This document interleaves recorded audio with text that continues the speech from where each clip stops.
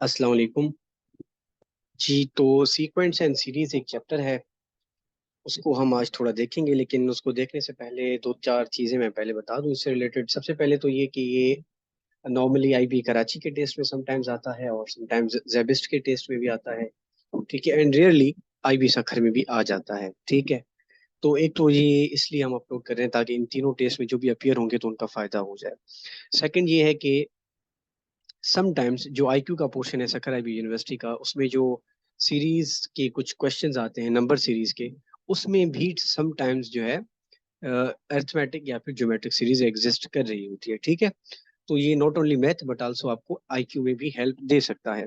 पहले तो ये बात हो गई। ठीक है, अब हम थोड़ा देखते हैं कि सीक्वेंस एंड सीरीज होते क्या हैं। ठीक है, देन हम मूव करेंगे उसके दो टाइप्स में। मेजरली वैसे तो थ्री है, अर्थमेटिक सीरीज है, and then geometric series, and then lastly harmonic series है।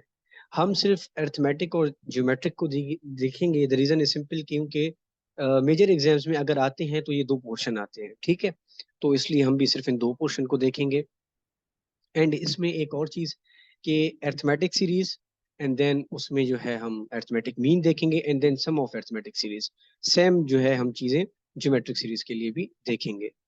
ठीक है, तो पहले हम थोड़ा देखते हैं सीरीज और सीक्वेंस है क्या चीज। तो उसकी जो डेफिनेशन है वो ये है कि it is an ordered set of numbers. एक खास तरतीब में वो नंबर्स चल रहे होते हैं। ठीक है, there is a definite rule. Definite rule से मुराद ये है कि एक खास रूल है जिसको वो पैटर्न फॉलो कर रहा होता है। ठीक है, ये फर्दर क्लियर होगा जब हम आगे जाके अरिथमेटिक और ज्योमेट्रिक सीरीज को देखेंगे, तो ये फर्दर क्लियर होगा। उसके बाद है individual members are called terms.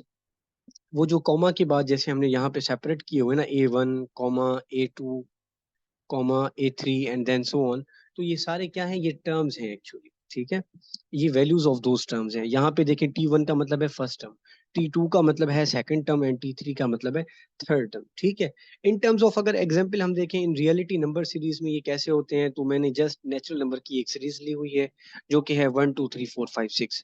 ठीक है, इसमें अब ऑर्डर्ड सेट ऑफ नंबर्स है। Yes, it is an ordered set of numbers.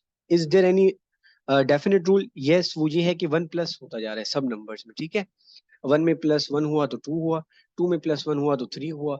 यानी कि एक सेट जो ऑर्डर्ड नंबर्स का है उसमें एक डेफिनेट रूल भी है, प्लस इंडिविजुअल मेंबर्स भी हैं जिनको हम टर्म्स कह रहे होते हैं। ठीक है, ये बिल्कुल बेसिक सी सादा सी जो डेफिनेशन समझ लें वो आ गई सीक्वेंस एंड सीरीज की। अब इन पर्टिकुलर थोड़ा सा हम इसके जो है टाइप्स को देखते हैं। ठीक है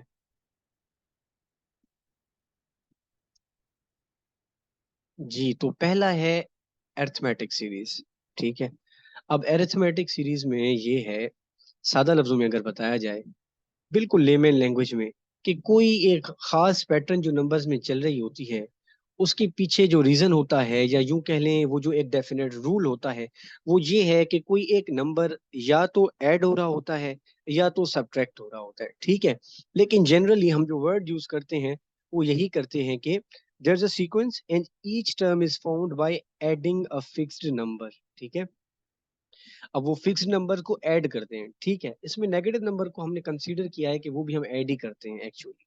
ठीक है, अच्छा, in AP the difference between the two consecutive terms is same. ये बड़ा इंपॉर्टेंट पॉइंट है, यही हमारे असल में काम आता है उस सीक्वेंस में नंबर्स को फाइंड करने में, कि जो द डी है जिसको हम डिफरेंस कहेंगे वो हर दो नंबर्स के बीच में सेम होता है।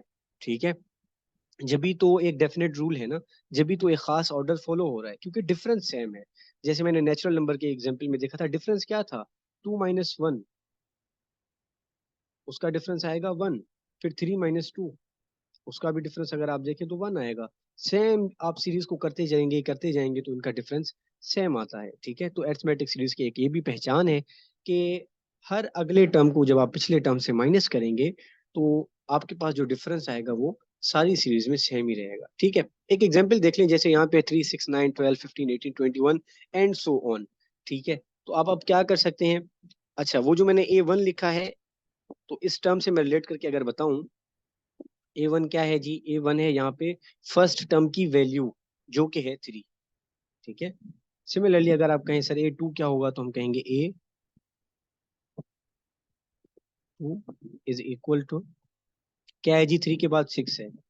ठीक है, मैं जस्ट A3 भी लिख देता हूँ आपके अंडरस्टैंडिंग के लिए, उसके बाद हम थोड़ा डिफरेंस को देखते हैं इसके। अच्छा, A3 क्या है जी? A3 है 9। ठीक है।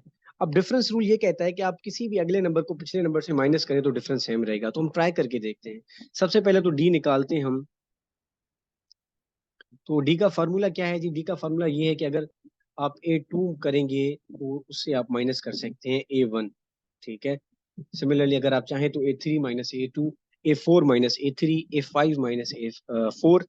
कहने का मकसद ये है कि जो प्रीसीडिंग नंबर है उससे हम जो है वो पिछला नंबर माइनस कर रहे होते हैं। तो A2 माइनस A1 अगर हम करें तो ये हो जाएगा 6 - 3। ठीक है। जिसका अगर आप आंसर देखें तो आपका आएगा 3। सेम अगर आप अप्लाई करें ना, सॉरी, सेम अगर आप अप्लाई करें अपने A3 और A2 पे, इन दोनों में, तब भी आपका क्या आएगा? 9 - 6, वो भी 3 आएगा। उससे आगे जाएंगे A4 और A3 को ट्राई करेंगे तो 12 - 9, वो भी 3 आएगा।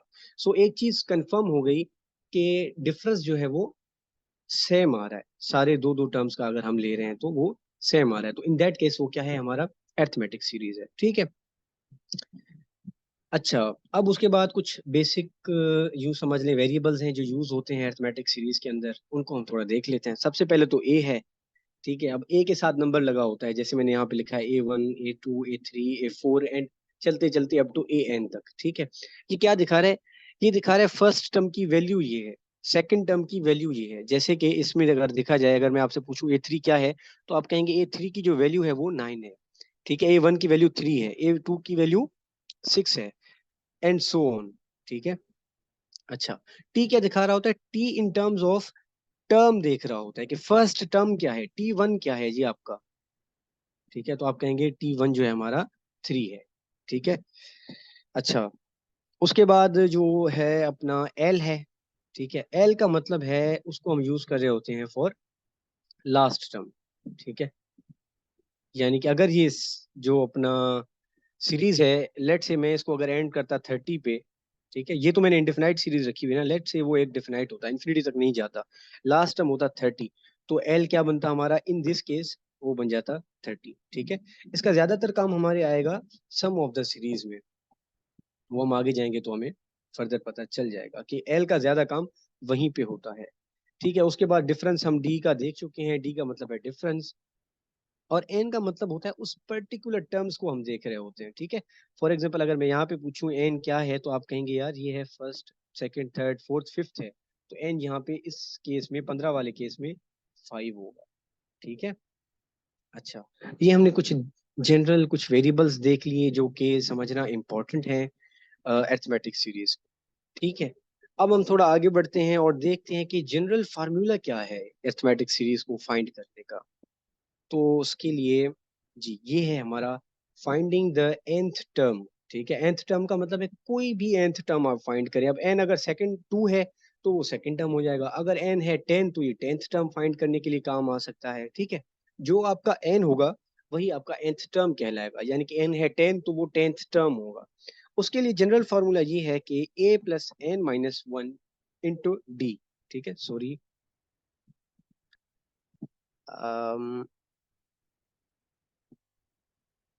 जी यहाँ पे थे हम। ठीक है। उसका जनरल फॉर्मूला क्या है? A + ((n - 1) into D. ठीक है।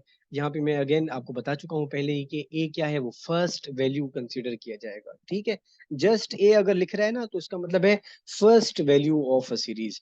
जो अगर इस सीरीज में देखा जाए तो 3 है, नीचे वाले सीरीज में देखा जाए तो 2 है। ठीक है। अब एन क्या है? एन अगेन मैंने जैसे भी आपको बता चुका हूँ, एक्सप्लेन कर चुका हूँ कि एन की वैल्यू क्या होती है, और डी भी हम देख चुके हैं कि वो डिफरेंस होता है। ठीक है। अच्छा, अब अगर A1 फाइंड करना हो, वैसे तो A1 जो है वो बराबर ए के ही होता है। The reason is simple. ये एमसीक्यूज भी आ सकता है कि A1 is equal to what. तो A1 इज इक्वल टू ए होता है। वजह यह है क्योंकि एन भी यहाँ पे फर्स्ट टर्म है तो 1 आएगा, और -1 फॉर्मूले का आएगा तो ये 0 हो जाएगा।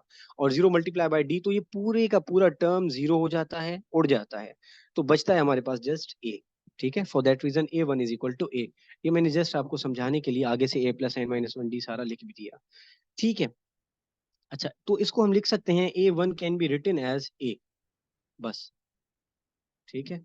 यहाँ पे सही नहीं लिखा जा रहा, जस्ट ए आएगा।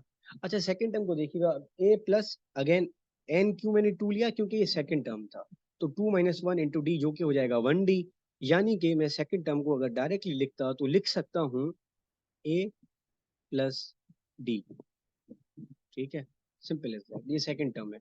थर्ड टर्म का क्या होगा जी, थ्री माइनस वन, तो एन अगेन थ्री लिया हमने, क्यों, क्योंकि ये ए थ्री है, ए थ्री का मतलब ये थर्ड टर्म की वैल्यू है, तो हम लेंगे थ्री माइनस वन डी। ठीक है, तो ये जो थर्ड टर्म है उसको अगर डायरेक्टली फॉर्मूले में पुट किया जाए तो वो बन जाएगा ए प्लस टू डी। ठीक है, यही अगर आप फोर्थ वाले पे देखें तो वो बन जाएगा फोर माइनस वन जो कि बन जाएगा A plus three D, and so on. ठीक है, यहां से हमें एक चीज पता चला कि अगर हमसे जिस टर्म की वैल्यू पूछी जाएगी तो एन उससे एक नंबर कम लिया जाएगा।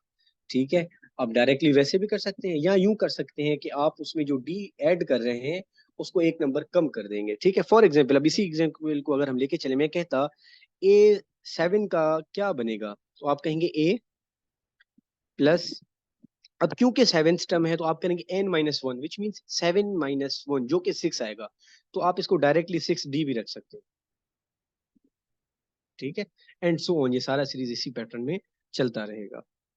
अच्छा, ये हमने जस्ट टर्म्स अंडरस्टैंड की कि ये बिल्ड कैसे होती है। अब अगर एग्जांपल हम इसका कोई देखें तो लेट्स से एक एग्जांपल है थ्री सिक्स नाइन, ये वही एग्जांपल मैंने रखा हुआ है। इसमें अगर आपको कहा जाए कि सेवनटींथ टर्म फाइंड करें, ठीक है, तो उसका मतलब क्या हुआ, ए एन की जगह आप वर्ड यूज करेंगे, ए एन लिखें टी सेवनटीन लिखें, बात वही है।